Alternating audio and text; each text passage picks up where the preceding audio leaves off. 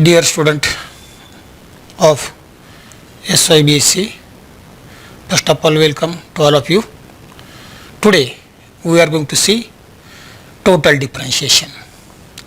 In previous lecture we studied partial differentiation and some important problem related to partial differentiation.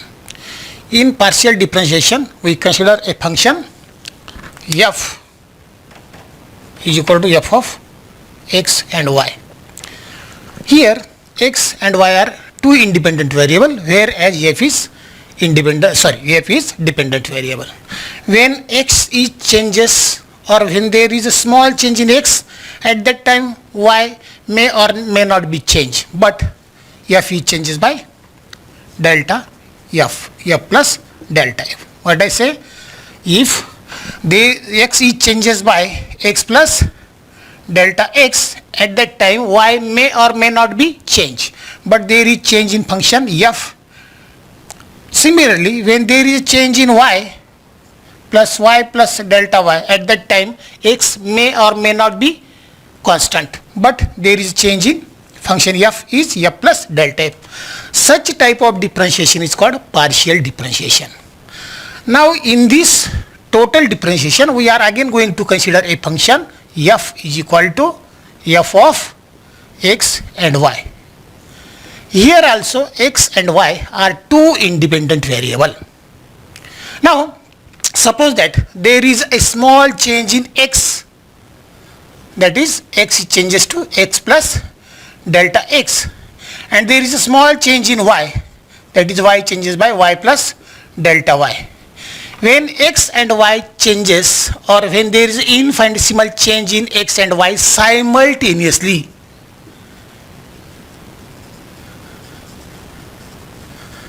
this word is very important. When x and y are infinitesimally change simultaneously, then at that time the function is changes by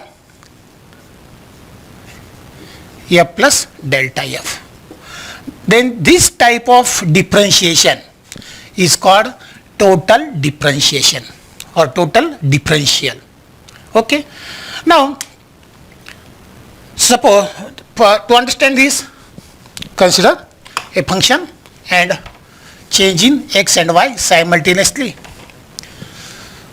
What I say, there is a change in function f plus delta f. When there is a change in function, when there is a change in variable x plus delta x and y plus delta y. Okay.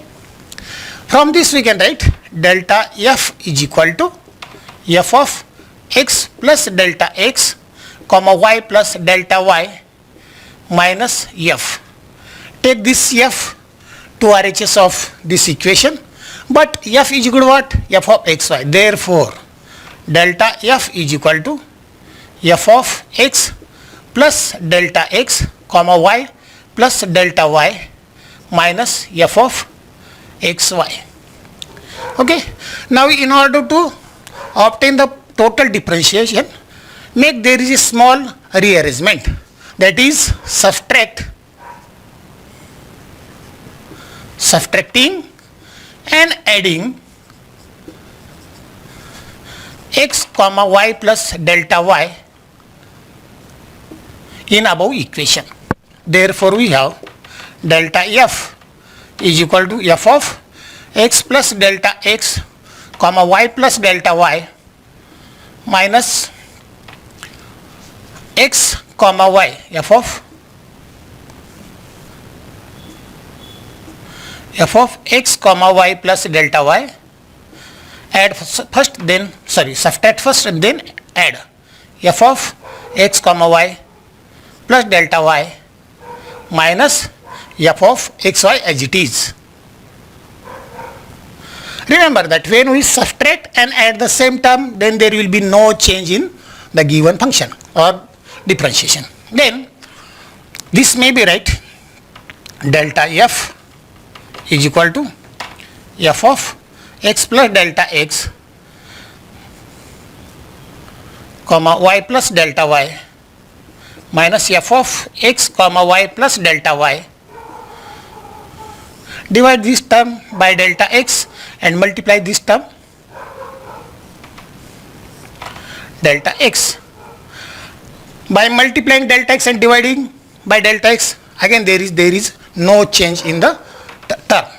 Similarly, f of x comma y plus delta y minus f of x y upon delta y, again here multiply and divide by delta y. After multiplying and dividing, there is no change in this term. Okay. Now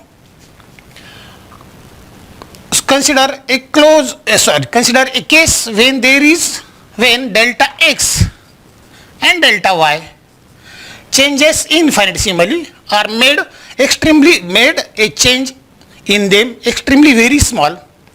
Let us write approximately equal to delta x is equal to dx, delta y is equal to dy, and delta f is equal to df when delta x tends to 0 and delta y tends to 0.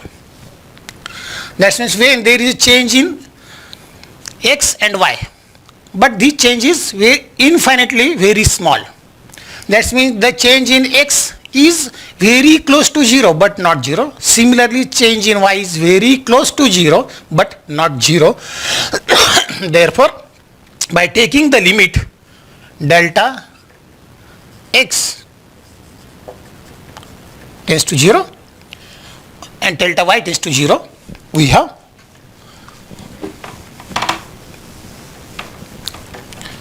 limit df is equal to limit delta x tends to 0. Again this term f of x plus delta x comma y plus delta y minus f of x comma y plus delta y divided by delta x multiplied by delta x plus limit delta y tends to 0. Again take this term f of x comma y plus delta y minus f of x y upon delta y into delta y. Now this term, that is first term, this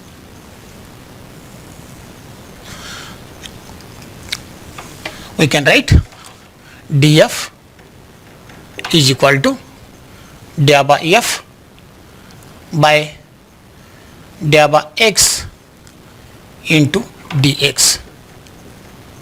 Okay. That means this term represents the partial differentiation of a given function with respect to x keeping y constant plus this term d by f by d by y at constant x dy. That means this term represents the partial differentiation of a given function with respect to y. And when these two terms come together, we get the total differentiation df is equal to d by f by d by x into dx plus d by f by d by y into dy, or this can be written in this way fx, we know that d by f by d by x at constant y may be written like this fx dx plus similarly fy dy, and this equation represent the total differentiation of a function f containing two independent variable x and y. When f is equal to f of x, y, z, that means there are three independent variable rather than two, then for this type of function the total differentiation is df is equal to fx or d by f by d by x keeping y and z constant dx plus d by f by d by y keeping z and x constant dy plus delta f by delta z, keeping x and y constant dz. When function is having three independent variables, then the total differentiation for such type of function is this. Or this may be written like this: df is equal to fx dx plus fy dy plus fz dz. This is the total differentiation for three independent variable. Now consider a simple case in order to understand this total differentiation. Consider the area of the triangle, area of the rectangle. We know that when we are going to calculate the area of the rectangle, at that time, to calculate the area of rectangle, base and height is important. Therefore, if x represent the base of that rectangle and y represent the height of rectangle, then when x and y are changes infinitesimally very small, then there is a change in area, and this will be represented by the function f is equal to xy. That is, area is equal to base into height. Now when we changes x by infinitely small amount and y by infinitely small amount, then obviously the f is changes, and such type of change is called total differentiation. For this purpose, consider f is changes by f plus delta f is equal to x plus delta x, and y is changes by y plus delta y. Okay. Or we may write this like this: delta f is equal to x plus delta x into y plus delta y minus f. Take this f towards the right side of this equation, but f is equal to what? xy. Therefore, delta f is equal to, simplify this term, x into x, xy plus x into delta y. Similarly, y into delta x, that's mean this into this, and lastly this into this, delta x delta y, and what is the value of f? xy minus xy. This xy and this xy getting cancelled with each other, we have x delta y plus y delta x plus delta x delta y. This represent delta f. But when x is changes very small, that is delta x tends to 0, and delta y is also changes infinitely very small, then we have to take the limit delta y tends to 0. That means there is change in x and y. This change is very close to 0 but not 0. Therefore, we can write delta x is equal to dx, delta y is equal to dy, and delta f is equal to df. Therefore, this equation can be written like this: df is equal to x dy plus y dx plus dx dy. Note that the dx and dy are extremely very small, that is very close to 0. Therefore, their product is very small and can be neglected. Therefore, we can write df is equal to x dy plus y dx, or df is equal to y dx plus x dy, or df is equal to fx dx plus fy dy. This is the total differentiation. Okay. And this is nothing but approximately total differentiation of the area of the rectangle. Now we are going to see some problems related to total differentiation. Consider the first problem.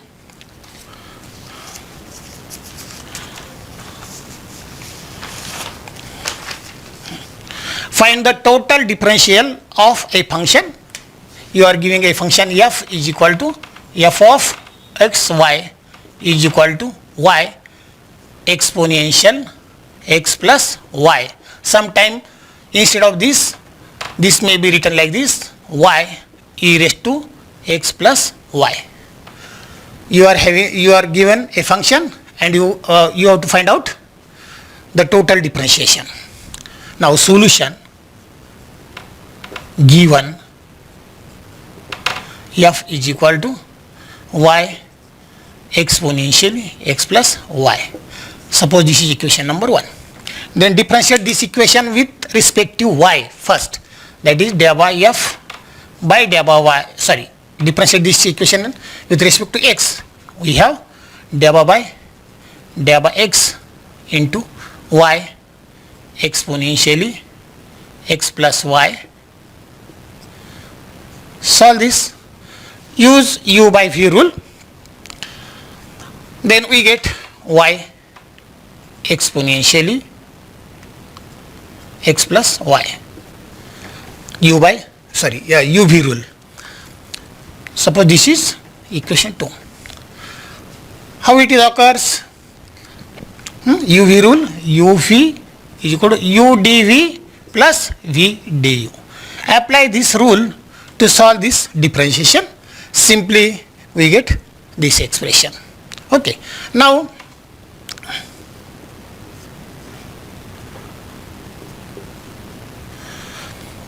differentiate again equation 1 with respect to y. We have df by dy, that is d by y in bracket y exponentially x plus y. Again apply this rule to solve this differentiation. We have exponential x plus y plus 1 plus y exponential x plus y. This is df by dx. So this is equation 3rd. Now by using equation 2 and 3, the total differentiation, we know that df is equal to del by f by del by x keeping y constant dx plus del by f by del by y at constant x into dy. Substitute the value of del by f by del by x from equation 2 and del by f by del by y from equation 3. We have df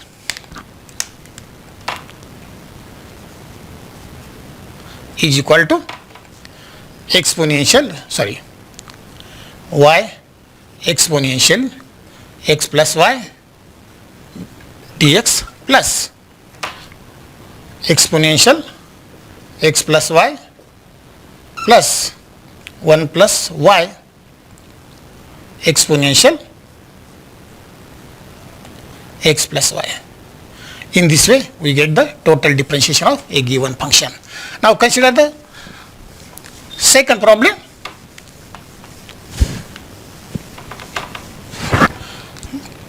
Consider second problem. Find the total differential of a given function or of the function expressed by f is equal to alpha sin beta minus beta sin alpha. You are having a function f is equal to alpha sin beta minus beta sin alpha and find out the total differentiation of this given function. So solution, given f is up. Denote this equation by 1. Now differentiate this function with respect to alpha. Differentiate equation 1 with respect to alpha. We have del by f by del by alpha is equal to del by alpha in bracket alpha sin beta minus beta sin alpha. Solve this differentiation. We have sin beta minus beta cos alpha. This is equation 2. Okay, very simple. We are going to differentiate this equation with respect to alpha. Therefore, differentiation of first term is only sin beta, and differentiation of second term is beta, differentiation of sin alpha is cos alpha. Now again differentiate this equation 1 with respect to beta. We have delta f by delta beta is equal to delta by delta beta bracket alpha sin beta minus beta sin alpha. Simplify this. We have cos alpha cos beta minus sin alpha. This is equation 3. Now from equation 2 and 3 we have the total differential df is equal to delta f by delta alpha d alpha plus delta f by delta beta d beta. Suppose equation number 4. Now substitute equation 2 and 3 in equation 4. We have df is equal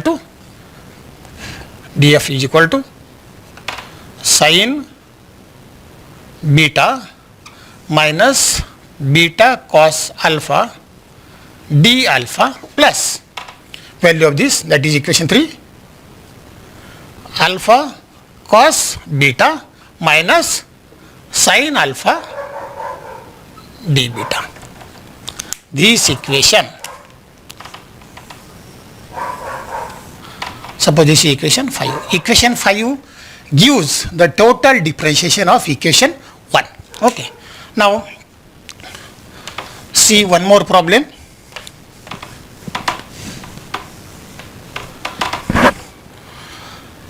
Using total differentiation, find the approximate value of 3.82 square plus 2.1 bracket square. We want to find out the value of this by using total differentiation. For this purpose, solution given, okay, this bracket raised to 1 by 5. Note that if here we have to consider this form function, this equation in the form f is equal to x square plus 2y square. Just a minute. 2y cube. Just a minute. 2y cube bracket is to 1 by 5. Okay. Now remember that this function, when we solve this function,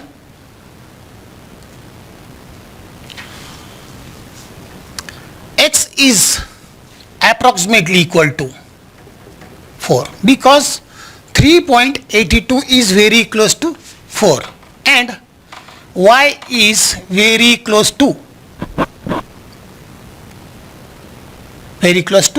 2.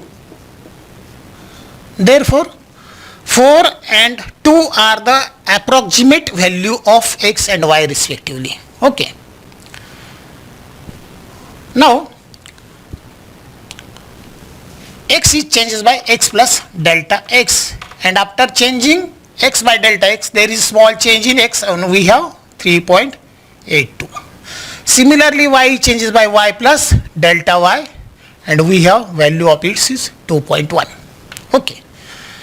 From this, if x is equal to 4, then what will be the delta x? Delta x is equal to 0.18. Okay. And delta y is equal to 0.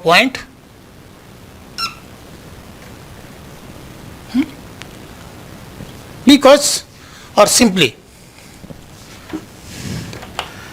delta x is equal to 3.82 minus value of x is 4 and delta y is equal to, take this y, 2.1, value of y is 2.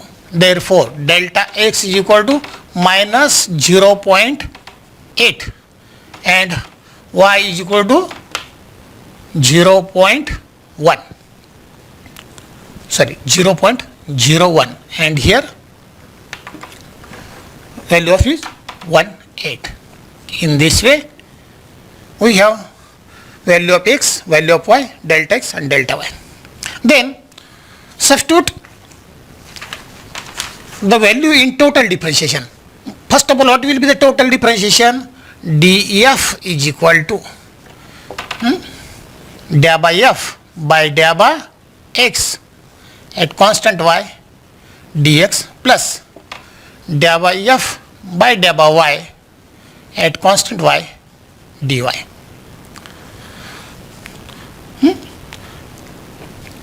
Now x, there is change in x, this is very close to 0, change in y is very close to 0.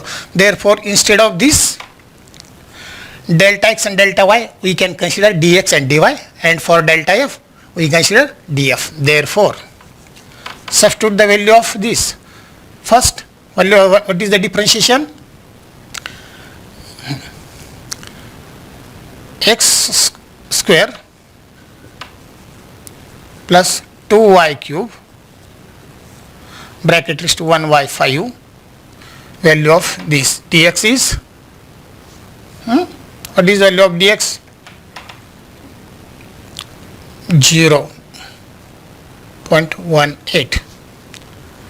Okay, plus x square plus 2y cube into value of dy into 0.01. Okay. But we have to take the differentiation. Sorry. Now differentiate this term very simply. Okay. We have, what is the differentiation of this? First, if x square, then what will be the differentiation of x square? 2x, or x cube. What is the differentiation of x cube? 3x square. Like this, take 1y 5 in bracket 2 plus 2y cube and 1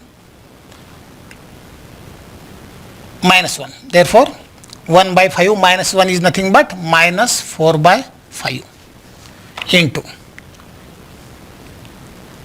2x, okay, into minus 0.18. Similarly, 1 by 5 in bracket with respect to y, x square plus 2y cube minus 4 by 5 into differentiation of 6y square into 0.01. Now substitute the value of x and y. We have 1 by 5 in bracket, value of x is 4 square plus value of 2 into y, 2 cube minus 4 by 5 into 2 into 4, 16 into what? Minus 0.18 plus 1 by 5. Here again 4 square plus 2 into 2 cube into 6 into y, that is 2 square into 0.01. Okay, solve this term. We get 1 by 5 in bracket 16 plus 16 minus 4 by 5 into 16 into minus 0.18 plus 1 by 5 16 plus 16 minus 4 by 5 into 24 into 0.01. When you solve this, you will get df is equal to 1 by 5 into 1 by 16 into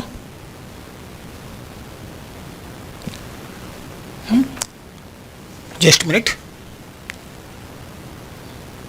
here, what, 2x 2 into x4. There is printing little printing mistake. Okay, thank you. Into 8 into minus 0.18 rather than 0.18. Okay. Similarly, solve this. 1 by 5 into 1 by 16 into 24 in bracket 0.01. Okay, 0.01. Okay, now solve this. df is equal to, after solving this term, we get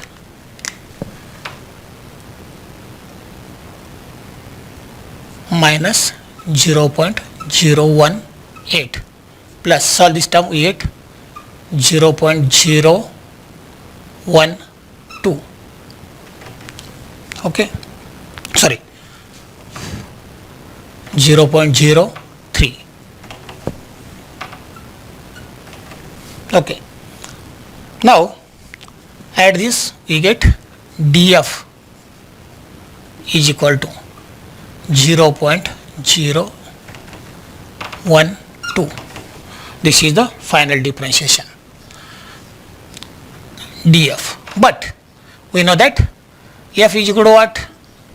This. Substitute the value of x, that is 4 square plus 2 into 2 cube, that is y cube raised to 1 by 5. Solve this. 16 plus 16 bracket is to 1 by 5, or 32, 16 plus 16, 31, 1 by 5, or what is this 32? We can write 2 raised to 5. 2 raised to 5 is 32, 1 by 5, and we get value of f is 2.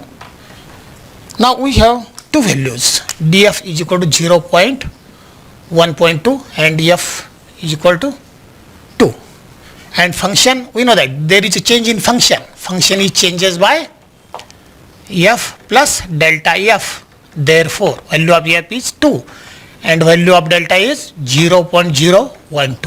Therefore delta f, this change is nothing but 2.012 approximately. We have the total differentiation, or approximate value of this is 2.012. Now you have a homework and you solve this homework according to this method or similar to this method. Take 2 homeworks for your practice, and this problem and these 2 problem for homework are very important for exam point of view.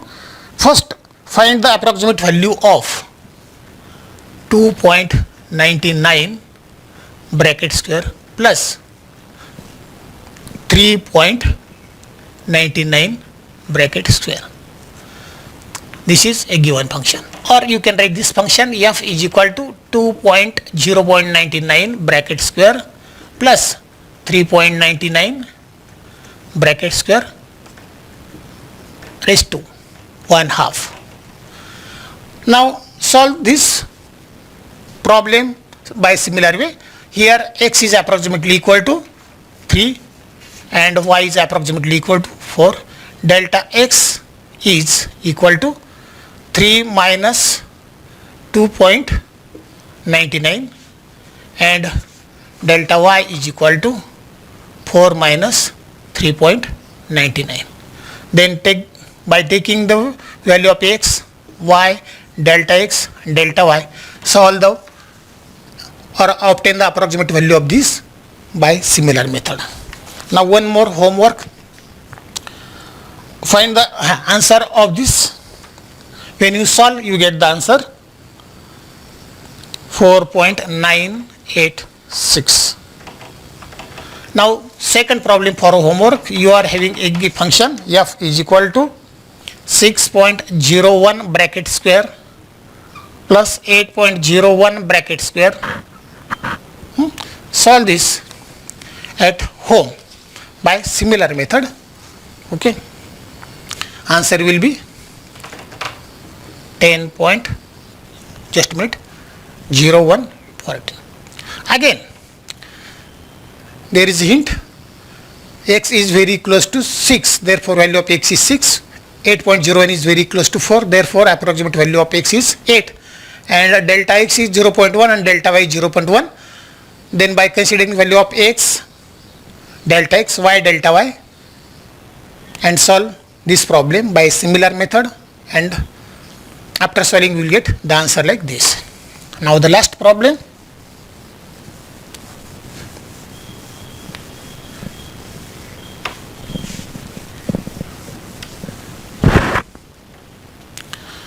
Last problem for homework.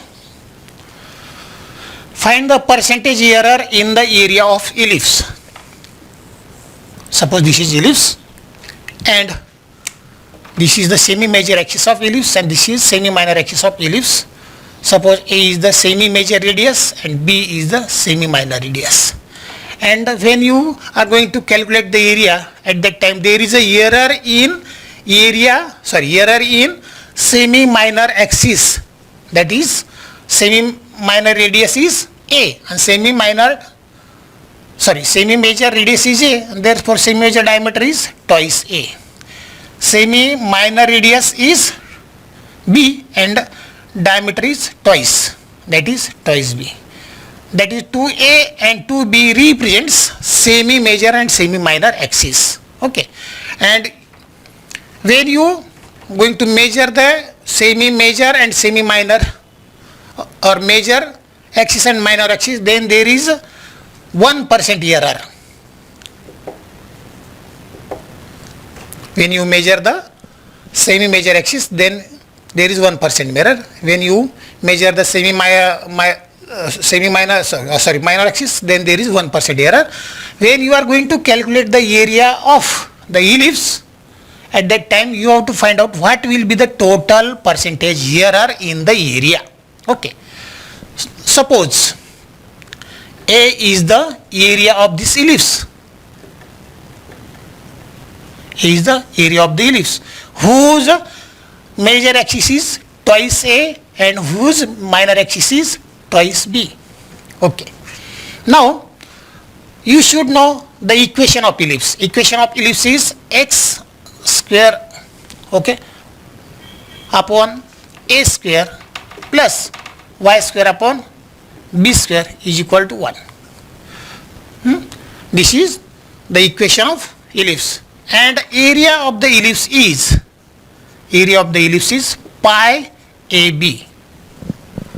Okay, now remember that when you measure the radius and diameter, radius, semi-major and semi-minor radius, then there is a percentage area is 1% each.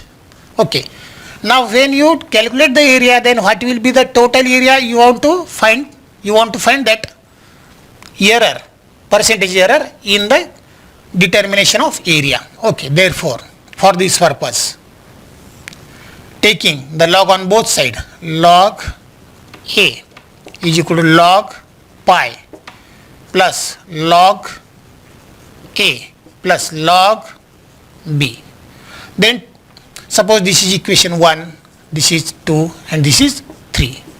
Then take the differentiation of equation 3, we have dA upon A. Differentiation of constant is 0 because constant never change. Therefore 0 plus log dA upon A is the differentiation of this of log A. Then dB upon B is the differentiation of this log B. Or in term of percentage, you can write this 100 dA upon A is equal to 100 dA upon A plus 100 dB upon B.